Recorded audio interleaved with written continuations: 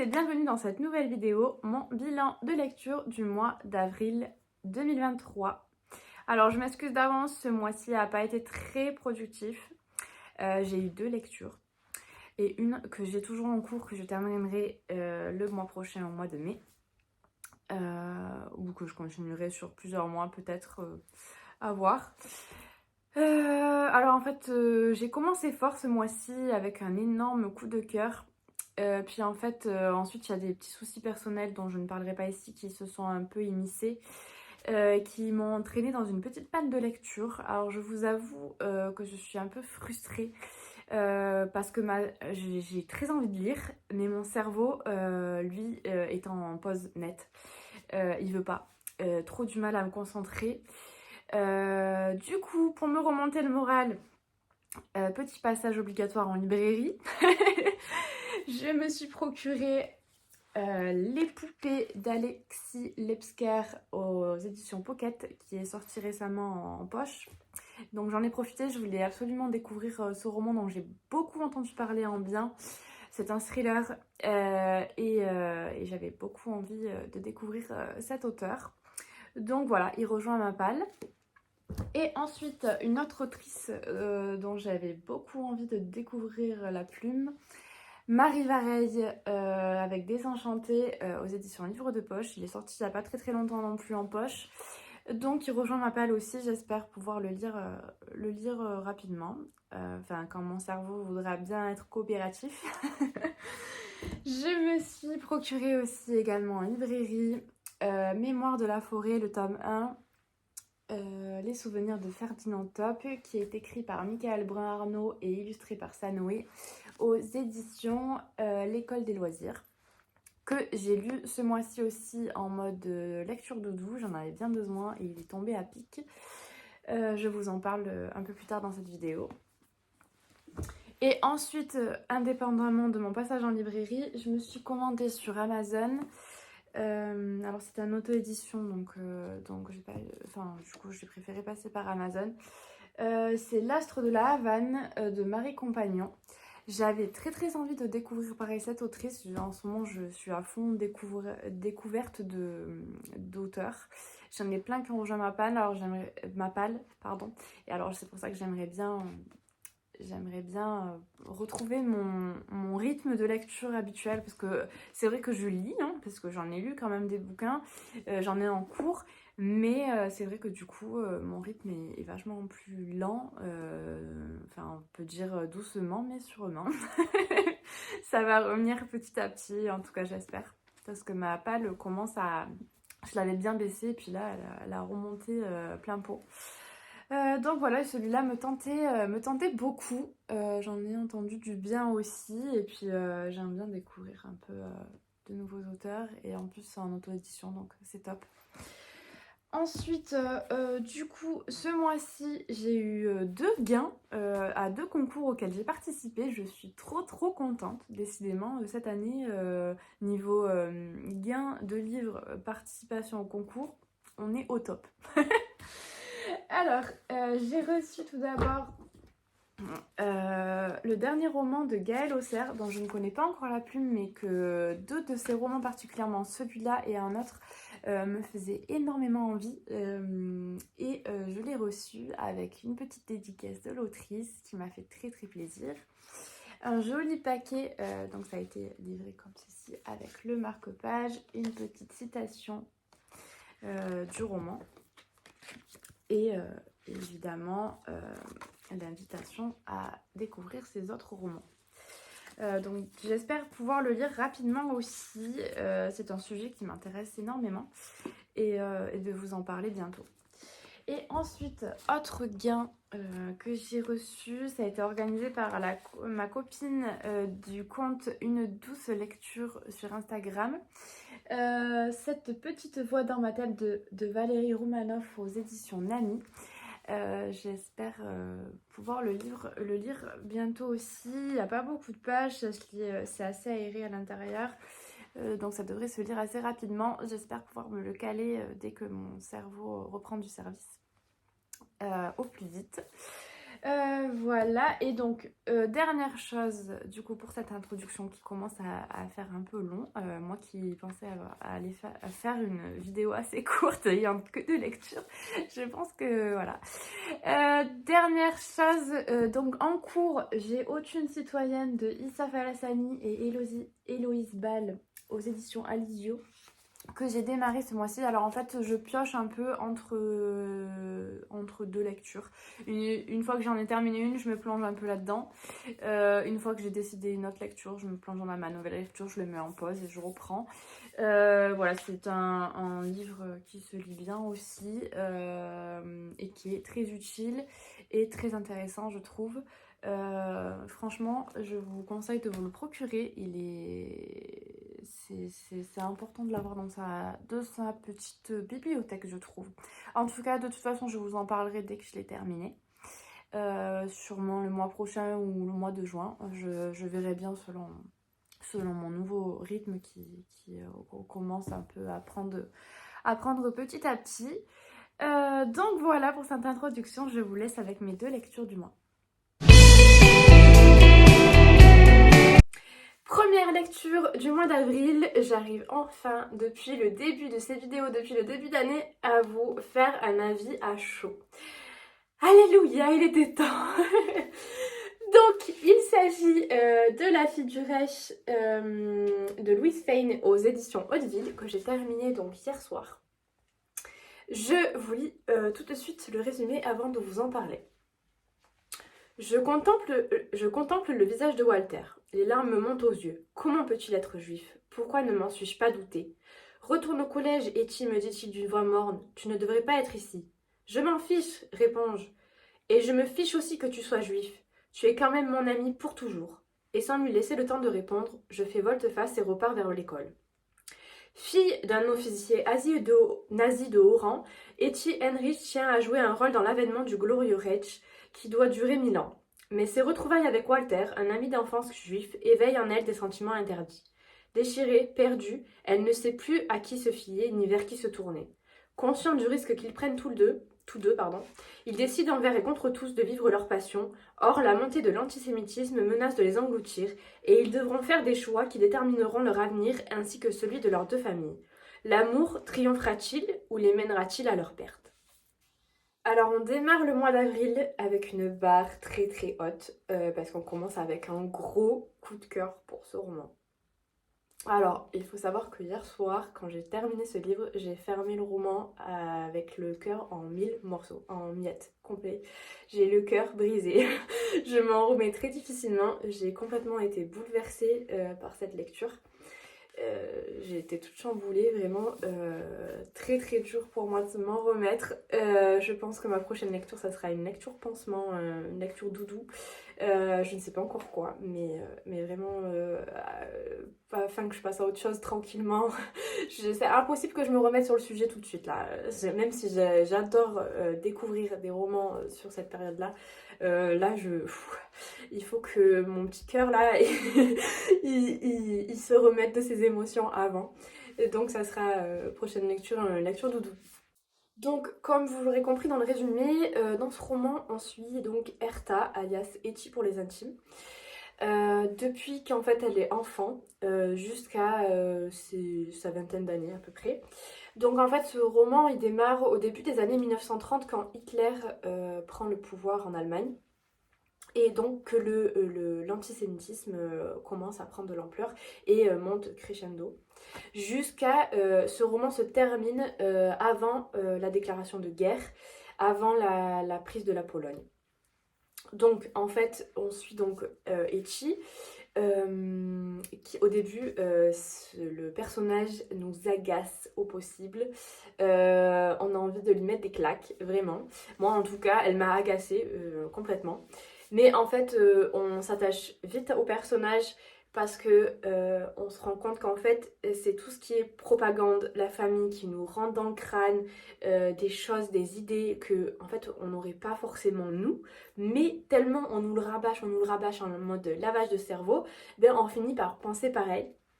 Et en fait, on apprend à apprécier le personnage à partir du moment où on se rend compte qu'en fait elle est pas si mauvaise que ça. qu'elle réfléchit par elle-même et qu'elle, enfin, elle prend conscience des choses et qu'elle va prendre parti de l'autre côté. Et donc évidemment, elle va tomber amoureuse de Walter. Je vous dévoile pas trop l'intrigue parce que clairement, c'est plus ou moins sous-entendu dans le résumé. Je vous en dis pas plus, mais en tout cas, à la fin, moi, elle m'a... J'ai encore du mal à m'en remettre, vraiment. Mais j'ai trouvé en tout cas hyper intéressant ce roman parce qu'on est du coup plongé dans les lignes ennemies en gros en Allemagne on voit comment en fait tout ça a pris de l'ampleur et a évolué euh, au moment où on déclare la guerre, enfin l'Allemagne déclare la guerre aux autres pays, notamment ça commencera en Pologne donc. Et j'ai trouvé ça, ce point de vue-là, hyper intéressant en fait parce que comment en fait, enfin, de nos jours, on se dit mais comment c'est possible on en est arrivé là en fait, que autant de haine contre un peuple, enfin, je vois pas le rapport. Que soi-disant les juifs sont le diable, mais non en fait, comment on en arrive à penser des trucs pareils à cette échelle-là en plus, parce que ça a pris des proportions énormes. Et en fait ça nous éclaire un peu sur comment ça s'est installé, comment c'est venu gangréner les cerveaux des gens, clairement. Et je trouve ça beau qu'en fait il y ait quand même eu pas mal de résistance en Allemagne. Je pense qu'on n'apprend pas forcément à l'école dans les livres d'histoire. Parce que bon, l'Allemagne c'est les ennemis et nous on est de l'autre côté. C'est plus ou moins caricaturé comme ça. Alors qu'en fait c'est beaucoup plus complexe, c'est beaucoup plus nuancé que ce qu'on nous le raconte, clairement, puisqu'il n'y a pas de bons et de méchants, clairement. Enfin, si, mais on va dire que c'est... oui, il y a un bon, il y a un méchant. Tout dépend du point de vue, en fait, parce que clairement, pour les Allemands nazis, les méchants, c'était les Juifs, et puis le reste du monde. Et pour le reste, c'était l'inverse. Et... et on leur a tellement lobotomisé le cerveau qu'ils étaient persuadés que ce qu'ils faisaient était bon, alors que c'est tout l'inverse. Et non, vraiment, ce roman, je vais pas vous en parler, je pense que je suis presque déjà à 5 minutes, donc on va s'arrêter là. En tout cas, vraiment, je sais pas comment je vais faire pour me remettre de ce roman, mais si cette période vous intéresse, vraiment, je vous invite à lire ce roman. C'est magnifique. Par contre, prenez les mouchoirs et accrochez-vous bien parce que ça va décoiffer vraiment. Voilà. Sur ce, ben, si vous êtes amené à le lire, je serais ravie d'avoir vos avis retour sur cette lecture. Deuxième lecture, il s'agit des Mémoires de la forêt, les souvenirs de Ferdinand Top, de Michael Brun-Arnaud et illustré par Sanoé, aux éditions L'École des loisirs. Alors je vous lis le résumé. Dans la forêt de Belle-Écorce, au creux du chêne où Archibald Renard tient sa librairie, chaque animal qui le souhaite peut déposer le livre qu'il a écrit et espérer qu'il soit un jour acheté. Depuis que ses souvenirs le fuient, Ferdinand Top cherche désespérément à retrouver l'ouvrage qu'il a écrit pour compiler ses mémoires, afin de se rappeler les choses qu'il a faites et les gens qu'il a aimés. Il en existe un seul exemplaire, déposé chez le libraire il y a des années. Mais justement, un mystérieux client vient de partir avec. À l'aide de vieilles photographies, Archibald et Ferdinand se lancent sur ses traces en forêt, dans un périple à la frontière du rêve, des souvenirs et de la réalité. Alors, pour commencer, est-ce qu'on en parle de ce livre, cet objet-livre magnifique? Alors, le travail éditorial est splendide. Alors, sans parler des illustrations évidemment qui sont magnifiques, mais alors, le travail éditorial est juste bravo l'École des loisirs parce que franchement, c'est vraiment le type d'objet-livre que j'adore avoir dans ma bibliothèque, c'est splendide. Alors, on a les petits encarts là, vous voyez, comme ça. Le livre est assez souple, donc c'est assez agréable à lire. Et ensuite, à l'intérieur, il y a plein de petites illustrations. Par exemple, là, vous voyez Ferdinand Top. Il y a plein de magnifiques... je vais pas vous les montrer parce que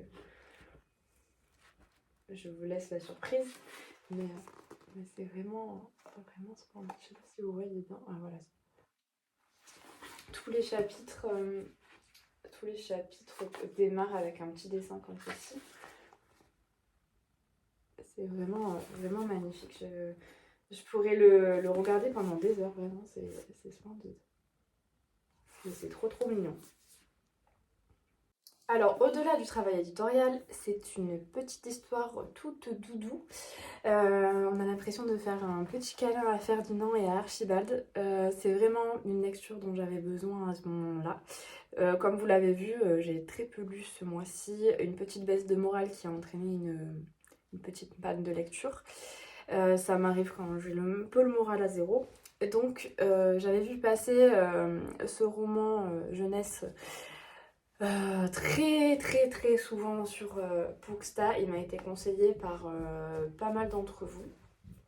Et c'était l'occasion, cette panne de lecture, de me mettre à ces romans. Genre, je lis très peu de romans jeunesse, mais parfois ça fait trop du bien. Bon, évidemment, c'est pas les mêmes attentes qu'on a avec un thriller par exemple, hein, forcément, ou avec le livre que j'ai lu précédemment. Mais là, il tombait à pic, exactement. Je l'ai acheté, je l'ai lu direct. J'y suis allée exprès en fait pour ça d'ailleurs, en librairie. Non, vraiment parfait ce livre. J'ai adoré l'histoire. En plus, au-delà que ça soit un roman doudou qui fait chaud au cœur, ça traite quand même d'un sujet assez délicat qui est la maladie de l'oubli-tout, qui, vous l'aurez compris, fait référence à la maladie d'Alzheimer dans la réalité. Et c'est tourné avec beaucoup de poésie, beaucoup de douceur, c'est splendide. J'ai adoré ma lecture, j'ai passé un super moment. Alors même si j'ai lu, c'est un livre qui se lit normalement très rapidement. Mais moi, d'habitude, je l'aurais lu en une soirée ou 2 soirées à la limite. Là, je l'ai lu je l'ai fait traîner quand même pas mal. Mais bon, c'est dû à mon état d'esprit du moment. Mais en tout cas, il a été bienvenu pour me réconcilier et me remettre à la lecture petit à petit. Donc c'est cool. Je me languis de me procurer le tome 2, qui est sorti il n'y a pas très longtemps d'ailleurs. Qu'est-ce que je peux vous dire? Ah oui, il y a juste un petit point, si je peux me permettre, que j'ai trouvé un peu, comment dire, pas limite, mais qui m'a pas convaincue. Il y a un passage où un des personnages fait un retour en arrière. Et en fait, dans celui-ci, il parle à son père et ça parle de harcèlement scolaire, en gros. Et le conseil qui a été sous-entendu dans ce passage à ce petit garçon qui se fait harceler par son papa. Et alors, le passage est très beau, c'est très poétique, c'est assez court d'ailleurs. Mais je trouvais ça un peu limite dans le sens où ce roman est ciblé jeunesse. Donc c'est des jeunes adolescents qui risquent d'ailleurs de subir du harcèlement scolaire à l'école. Et le fait de donner le conseil de patienter et d'attendre que... Enfin, en tout cas, moi, c'est comme ça que je l'ai compris. Je sais pas vous, mais moi, c'est comme ça que je l'ai compris, que je l'ai ressenti. Et personnellement, j'apprécierais pas que mon fils prenne ça à la lettre. Plus tard, s'il vient à lire ce roman, je ne voudrais pas qu'il lise ça à la lettre si il fait, évidemment, si il subit du harcèlement scolaire. Et c'est vrai que du coup, j'ai juste trouvé ce petit point un peu dommage. Parce que c'est clairement pas un conseil que je donnerais de patienter et d'attendre que ça passe, clairement, à un jeune garçon qui se fait harceler à l'école. Je veux pas faire tout un plat et toute une histoire, mais en tout cas, voilà, c'était pour vous faire part de mon ressenti sur ce petit passage. Donc, c'est une page sur les 300. Hein. Mais sinon, le passage est très bien écrit, il n'y a rien à dire. C'est très poétique, c'est très joli. Mais voilà, c'est juste ce petit bémol là qui est dommage. Mais sinon je vous recommande, c'est un petit bonbon, une petite douceur, une petite guimauve dans le chocolat chaud, comme dirait Archibald de Ferdinand dans son roman.